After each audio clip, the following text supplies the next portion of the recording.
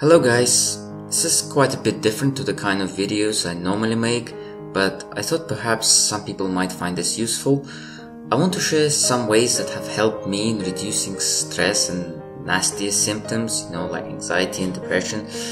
Please do keep in mind that if you are suffering from severe stress, anxiety or depression, it is best to see a doctor and possibly take medications. However, our lifestyle choices and self-development can play a part too. And I want to share some ways that have helped me, and I hope that they may probably help others as well. Number 1. Sleep.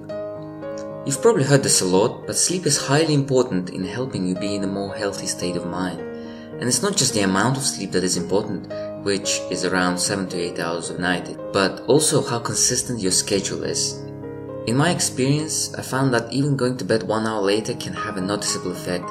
Going late several nights in a row and you become more irritable, less productive, and find it harder to concentrate, not to mention more likely to feel anxious.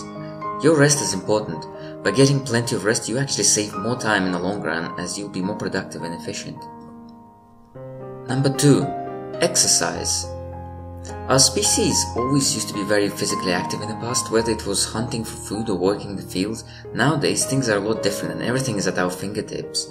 Because of this, we often don't get enough exercise during the day, and this can have negative effects on our health. Exercise has many benefits. It helps with circulation while at the same time also lowering blood pressure, releasing endorphins and stimulating our brains. Oftentimes, you might have noticed when we're stressed, low in mood or depressed, we feel sluggish and tired. However, this is just an illusion. In reality, we have plenty of energy, but due to our mental state, it feels the exact opposite. If you make yourself do some exercise and get the blood flow going, despite the tiredness, you soon start to notice that it invigorates you and makes your mind sharper and more alert. So remember to do some physical activity every day and don't sit still for too long. Number 3. Diet. What we eat can have a drastic effect on our mood and how we feel. This is even more so if you have anxiety or depression. Things like caffeine, for example, are best kept to moderation. We all love it, I know. I love it as much as the next person. But try to keep it to no more than 2-3 cups of tea or coffee a day.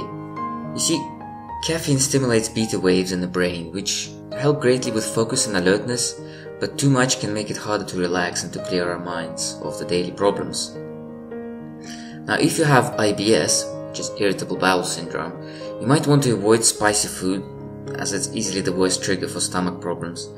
Keep also overly fatty foods like cheese to some moderation too. They can cause a lot of heaviness in the stomach, and that only makes things worse if you feel anxious or stressed.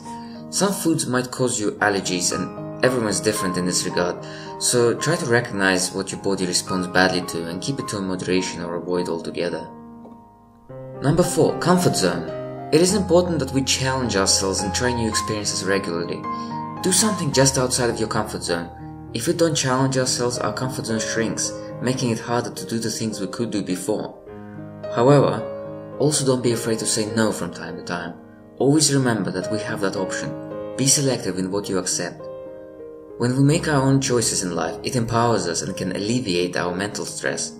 Recall all those times someone was causing you perpetual stress until one day you decided to stand your ground and say no, and how much weight just dropped off your shoulders. You are in charge of what you do. Keep that in mind. Number 5. Make an effort. Our external perception of self and our environment has a powerful effect on our internal world. Why is it that when we tidy up it helps us to feel more productive? Or why dressing up can make us feel more confident when we go out? Because these things have an effect on how we see ourselves and put us in the right frame of mind. So if you're feeling lazy and sluggish, one of the first things that can really help is to change out of your PJs and sort yourself out. Take a shower, comb your hair, put some nice clothes on, whatever. It makes a huge difference and creates a small momentum that allows you to then tackle bigger tasks on your daily list. Not only will it make you more productive, it will also make you feel better about yourself and raise your mood. Number 6. Meditation. Meditation is a great way to channel our thoughts and to remove the background noise in our heads. It's especially great during times of stress and exhaustion. I would recommend to listen to some peaceful meditative music when doing so, as it greatly aids the process. Meditation music of specific frequencies can help increase stimulation of alpha and theta waves in our brains, which have a calming effect. Perhaps the reason most of us don't meditate is because it's hard to find the time in our busy day to do so. So my advice is to simply switch some meditation music on when you're doing something monotonous that does not require much conscious thought. Preferably put headphones on to remove the outside distractions. Next time something has riled you up, simply stop, sit down, put on your headphones and listen to some calm meditation music for a few minutes. It can really do wonders. Number 7. Socializing.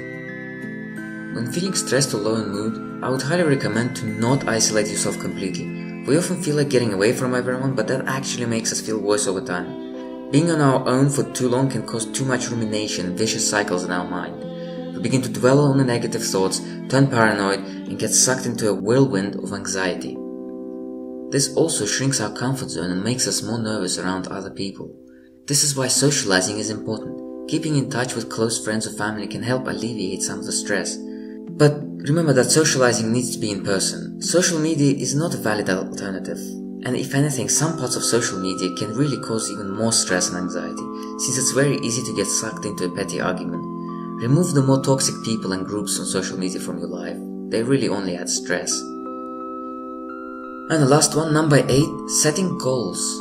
One of the biggest adversaries on our path to greater mental health is aimlessness, having a lack of purpose and nothing to live for.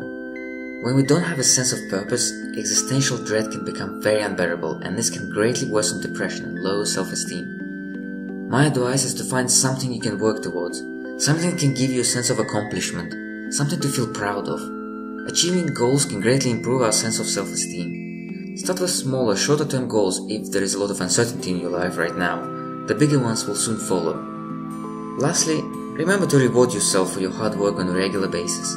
Creating this kind of positive feedback loop on a subconscious level will help you to keep the momentum going. And that's it. Thank you for watching, guys, and I hope this helped. So maybe I'll do more similar videos in the future. Bye bye.